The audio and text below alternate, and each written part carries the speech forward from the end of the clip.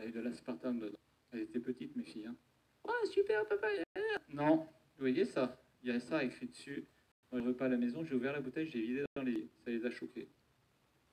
Maintenant, elles ont 20 ans, mes filles, elles prendront jamais des poisons comme ça. C'est un poison. Alors ça, ce sont des produits qui sont hautement chimiques et hautement dangereux, qui en plus vous font grossir.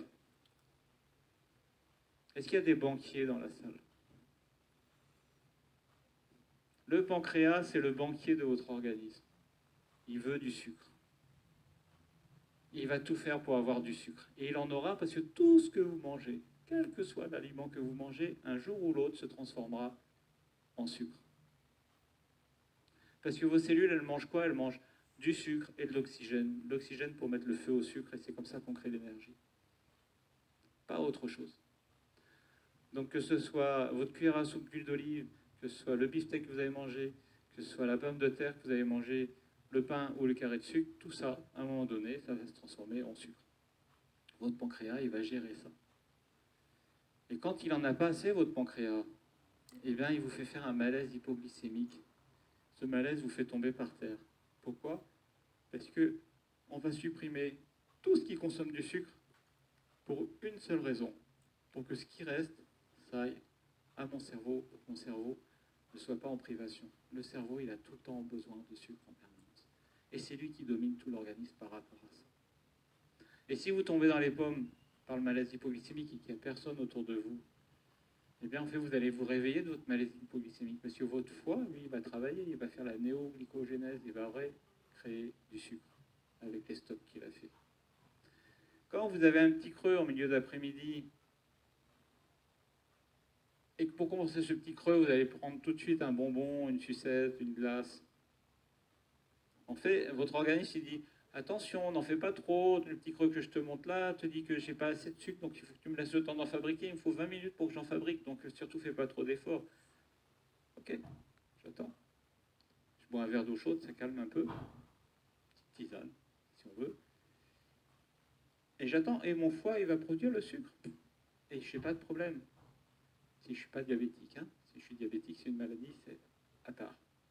Mais si je ne suis pas diabétique, ça marche comme ça. Si je prends une glace à ce moment-là, mon foie, pourquoi il irait bosser?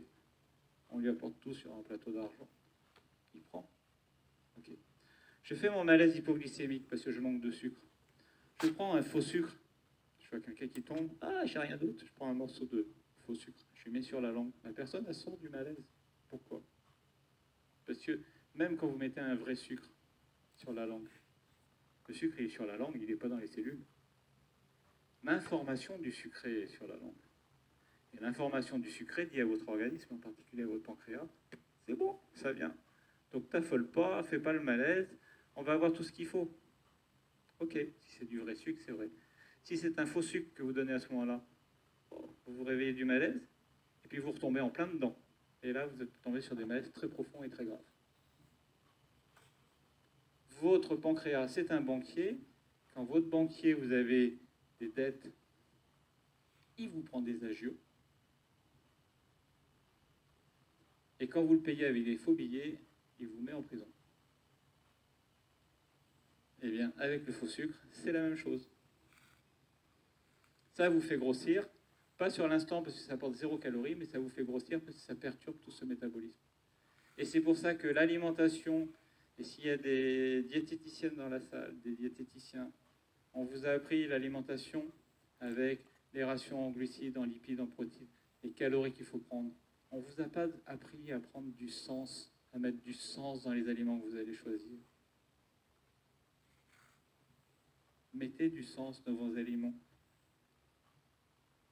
Les amandes apportent des calories, certes, mais bien mâchées, bien mastiquées, vont absorber une partie du cholestérol et l'empêcher mon corps d'absorber l'excès de graisse cuite que j'ai mangé avec le même repas.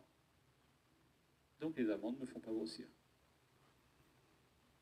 Là, j'ai mis du sens.